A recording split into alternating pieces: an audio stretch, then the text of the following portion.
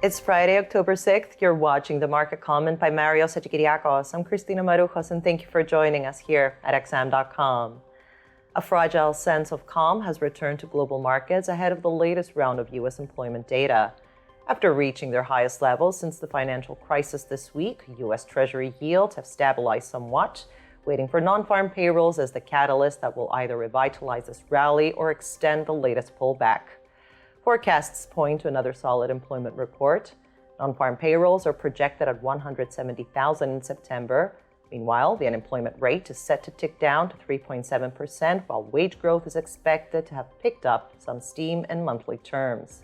It appears that the U.S. labor market continues to fire on most cylinders, and if that's confirmed by the official employment readings today, that could light another fire under U.S. yields, and by extension help the dollar to resume its uptrend.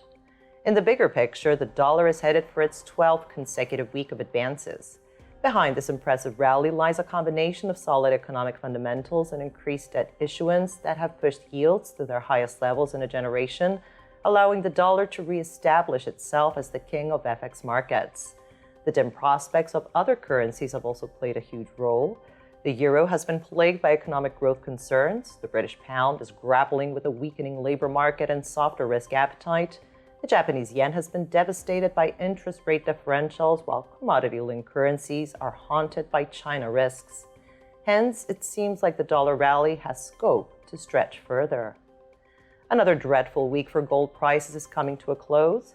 While bullion managed to stabilize somewhat yesterday after falling to hit its 200-week moving average, it is still headed for heavy weekly losses, crumbling under the weight of soaring real yields and the mighty U.S. dollar.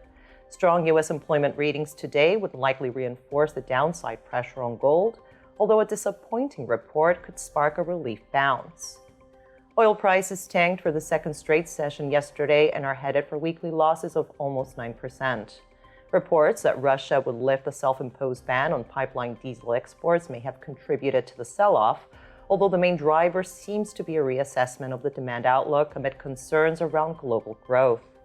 With demand conditions softening and U.S. oil production ramping up, it won't be easy for oil prices to bounce back quickly unless OPEC Plus rolls out even greater supply cuts. Thank you for watching today's market comment here at XM.com. Have a great weekend.